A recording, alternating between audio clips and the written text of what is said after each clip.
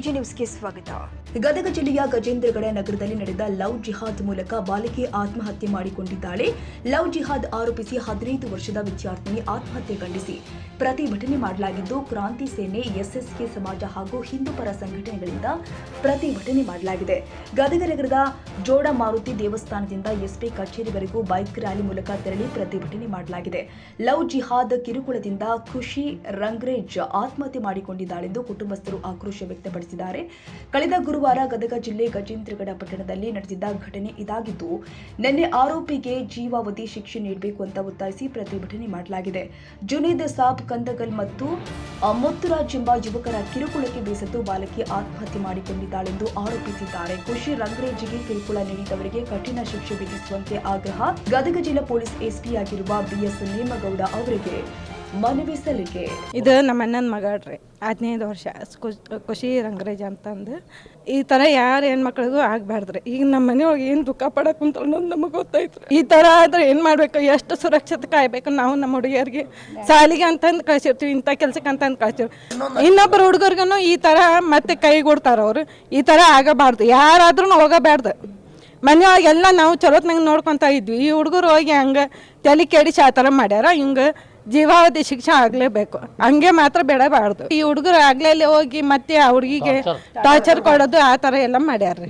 ಆಕೆ ಯಾರು ಇಲ್ಲ ಟೈಮಿಗೆ ಹೋಗಿ ಸುಸೈಡ್ ಮಾಡ್ಕೊಂಡ. ಒಮ್ಮೆ ಹೇಳಿದ್ಲು.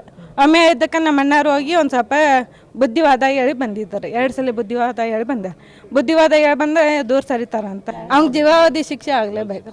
ಎಲ್ಲರಿಗೂ ಈ ಸ್ಥಿತಿ ಬರಬೇಡ್ದ್ರಿ. ಅವ್ರ ಮನೆಯೊಳಗೆ ಹೆಂಗೆ ಅನ್ಭವಿಸ್ತಾನ ನಮಗೆ ಗೊತ್ತೈತಿ. ಗಜೇಂದ್ರಗಡದೊಳಗೆ ಅಪ್ರಾಪ್ತ 15 ವರ್ಷದ ಹಿಂದೂ ಸಮಾಜದ ಬಾಲಕಿ, ಎಸ್ ಸಮಾಜದ ಹಿಂದೂ ಸಮಾಜದ ಬಾಲಕಿ ಆತ್ಮಹತ್ಯೆಗೆ ಶರಣಾದ್ಲು.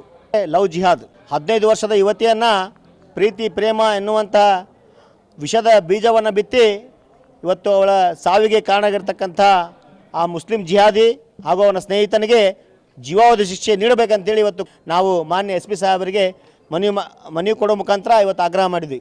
ಅದಕ್ಕೆ ಇದನ್ನು ಪೊಲೀಸ್ ಇಲಾಖೆ ಸೂಕ್ತವಾಗಿ ಗಮನಿಸಿ ಯಾರ್ಯಾರು ಇಂಥ ಒಂದು ಪ್ರಕರಣಗಳಲ್ಲಿ ಭಾಗಿಯಾಗ್ತಾ ಇದ್ದಾರೆ, ಯಾರ್ಯಾರು ಹಿಂದೂ ಸಮಾಜದ ಯುವತಿಯರ ಮೇಲೆ ಷಡ್ಯಂತ್ರ ಮಾಡಿ ಲವ್ ಜಿಹಾದ್ ಮಾಡಿ ಅವ್ರ ಜೀವನದಲ್ಲಿ ಚೆಲ್ಲಾಟ ಆಡ್ತಾ ಇದ್ದಾರೆ, ಅವರೆಲ್ಲರಿಗೂ ಕೂಡ ಸೂಕ್ತವಾದ ಕಾನೂನು ಕ್ರಮ ಕೈಗೊಳ್ಳಬೇಕು ಅಂಥೇಳಿ FIFI SDFI ಸಂಘಟನೆಗಳು ಸಾಕಷ್ಟು ಈ ಲವ್ ಜಿಹಾದ್ ಪ್ರಕರಣದಲ್ಲಿ ಭಾಗಿಯಾಗಿದ್ದಾರೆ ಅನ್ನುವಂಥ ಶಂಕೆ ನಮಗಿದೆ. ಅದಕ್ಕೆ ಈ SDFI ಸಂಘಟನೆಯೂ ಕೂಡ ಮಾನ್ಯ ಗೃಹ ಮಂತ್ರಿಗಳು, ಮಾನ್ಯ ಮುಖ್ಯಮಂತ್ರಿಗಳು ಇದನ್ನು ಬ್ಯಾನ್ ಮಾಡಬೇಕಂತೇಳಿ ನಾನು ಈ ಮುಖಾಂತರ ಆಗ್ರಹ ಮಾಡ್ತೇನೆ. ತಾವು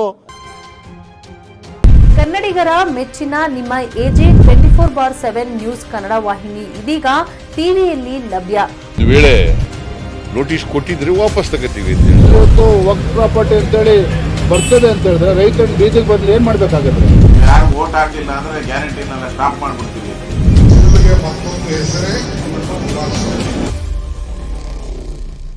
ಕರ್ನಾಟಕ ಮತ್ತು ದೇಶ ವಿದೇಶ 360 ಡಿಗ್ರಿ ಸುದ್ದಿ ಹಾಗೂ ಉತ್ತರ ಕರ್ನಾಟಕ, ಬೆಳಗಾವಿ, ಬಾಗಲಕೋಟೆ, ಧಾರವಾಡ, ಹಾವೇರಿ, ಗದಗ, ಬಿಜಾಪುರ ಜಿಲ್ಲೆಯ ಕ್ಷಣ ಕ್ಷಣದ ವಿವರವನ್ನ ಪಡೆಯುವುದಕ್ಕೆ AJ 24/7 ನ್ಯೂಸ್ ಕನ್ನಡ ವಾಹಿನಿಯನ್ನ ಲೈಕ್ ಮಾಡಿ, ವಿಡಿಯೋಗಳನ್ನ ಶೇರ್ ಮಾಡಿ, ಕಮೆಂಟ್ ಮಾಡುವ ಮೂಲಕ ನಮ್ಮ ವಾಹಿನಿಗೆ ಸಹಕಾರ ನೀಡಿ ಮತ್ತು ಚಾನೆಲ್ ಅನ್ನ ಸಬ್ಸ್ಕ್ರೈಬ್ ಮಾಡಿ. ಧನ್ಯವಾದಗಳು.